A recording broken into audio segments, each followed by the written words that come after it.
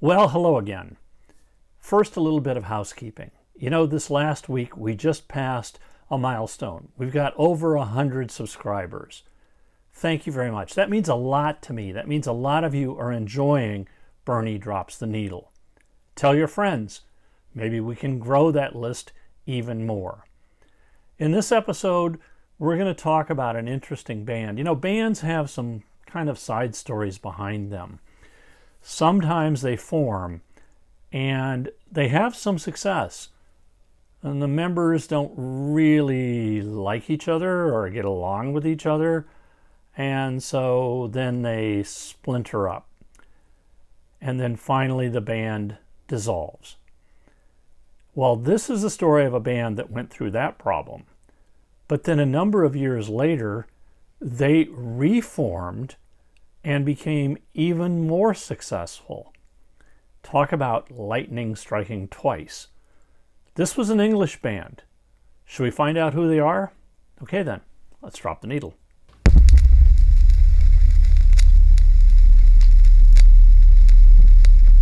The band who found success twice was founded in 1967 by a young Steve Winwood.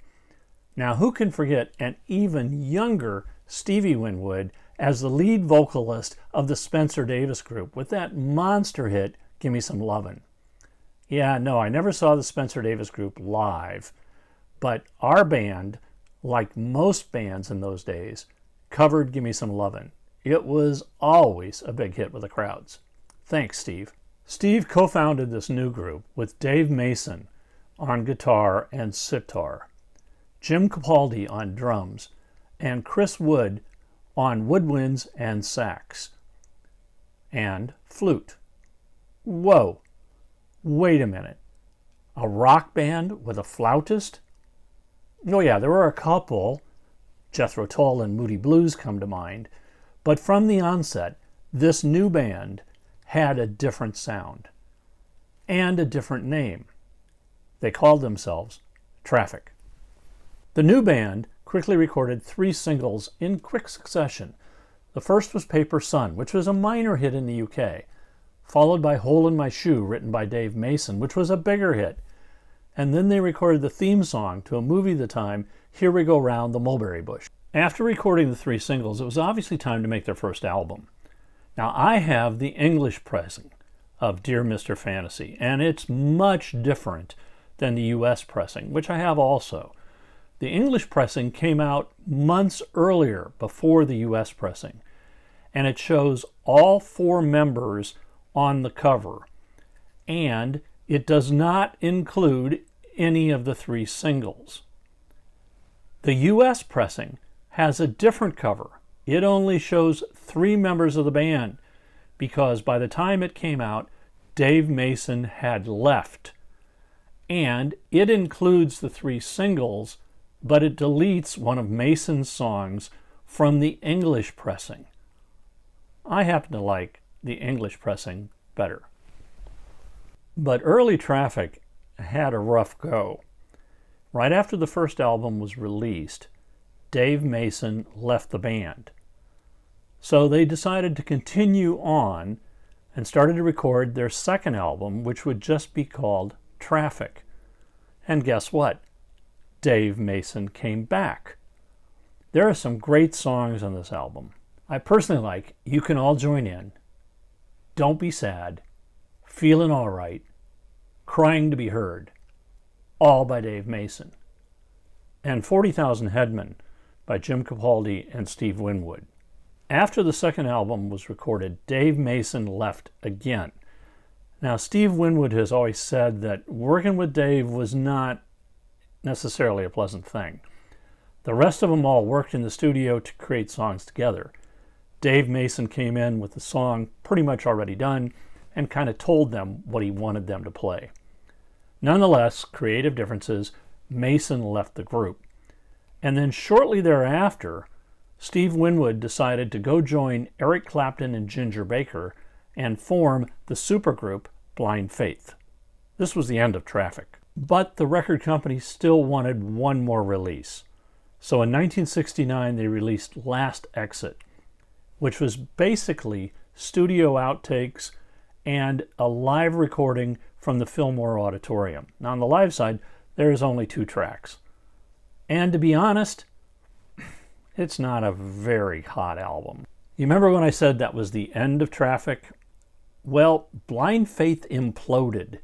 And so Steve Winwood decided, let's go and reform Traffic. And so in 1970 they did, and they recorded a new album. And it's actually my favorite Traffic album. It's called John Barleycorn Must Die. And here, Traffic takes traditional sounding English folk songs and gives them a modern twist. The album was very successful in the UK, reaching number 5 on the charts, and it became Traffic's best-selling album. In 1971, they released their first live album called Welcome to the Canteen. Now, it was a flop in the UK, but it has some interesting tracks on it. It has an 11-minute version of 40,000 Headmen and a 9-minute version of Gimme Some Lovin'. A lot of people think this is indulgent, but I kind of like the record. John Barleycorn Must Die was followed by The Low Spark of High-Heeled Boys, which reached number 7 on the charts. Now, I know a lot of people really love this album. I like the title track, but the rest, not so much. Then comes Shootout at the Fantasy Factory. Again, I like the title, but not too much on the record. But it did peak 1 position higher than The Low Spark of High-Heeled Boys. And then Traffic released what would be their last album, When the Eagle Flies. It hit number 31 on the charts in the UK and then disappeared. And so did Traffic. They broke up again. So what happened to the members of Traffic? Well, Dave Mason went on to a very successful solo career. His first album was called Alone Together, released on Blue Thumb Records and one of the first vinyls to be pressed on multicolored vinyl, which I remember when we were playing at the radio station, trying to find the grooves to pick out a particular song to play was made more difficult by the design of the vinyl. Dave Mason is still active today and still is recording. Steve Winwood has also had a very successful career. His first album was called Ark of the Diver, and then he followed that up with Back in the High Life, which included that song and the big hit Higher Love. And Steve is still active today. Jim Capaldi stayed active after Traffic. He recorded a number of solo albums and toured with the likes of Eric Clapton, Carlos Santana, and even Dave Mason. Sadly, he died in 2005. He was 60 years old. And what about our flautist, Chris Wood? Well, he played with a lot of interesting musicians. He played with Jimi Hendrix. He toured with Dr. John, the Night Tripper. He appears on the Small Faces, the Autumn Stone record, and he joined Ginger Baker's Air Force. And he was also in great demand as a session player. In 1983, Chris Wood died. He was only 39 years old.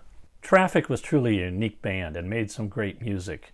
And last year, my son turned me on to this book. It's called Rocking Towards a Free World, When the Stratocaster Beat the Kalashnikov by Andres Simoni. It's a story of growing up in Hungary in the 1950s, where rock and roll music changed the author's life.